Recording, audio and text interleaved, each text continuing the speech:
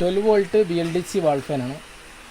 12V BLDC, പിന്നെ 22 to 33 watts maximum, 3 speed with oscillation, direct DC 12V, direct ബാറ്ററിക്ക് അല്ലെങ്കിൽ solar panel direct കൊടുക്കുക. 3 speed വരുന്നുണ്ട്.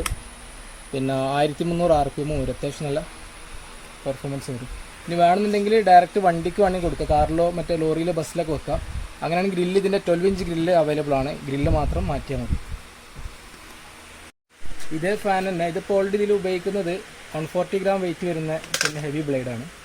ഇതിൽ പിന്നെ 85 ഗ്രാം വരുന്ന ഈ ബ്ലേഡ് ഉപയോഗിക്കുകയാണെങ്കിൽ നേർ പകുതി വാട്ട്സ് കുറയും. ഏകദേശം ഇപ്പോൾ 22 വാട്ട്സിൽ നേർ 12 അല്ലെങ്കിൽ 10 വാട്ട്സിലേക്ക് മാറും. ബാറ്ററിക്ക് ഉപയോഗിക്കുകയാണെങ്കിൽ ഡബിൾ ലൈഫ് കിട്ടും, ടൈം കിട്ടും, മണിക്കൂർ ടൈം കിട്ടും.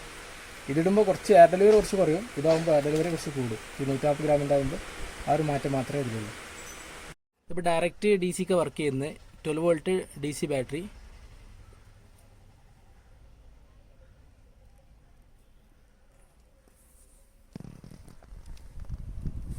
അത്യാവശ്യം നല്ല എയർ ഡെലിവറി ഉണ്ട്. Semi high speed 1350 RPM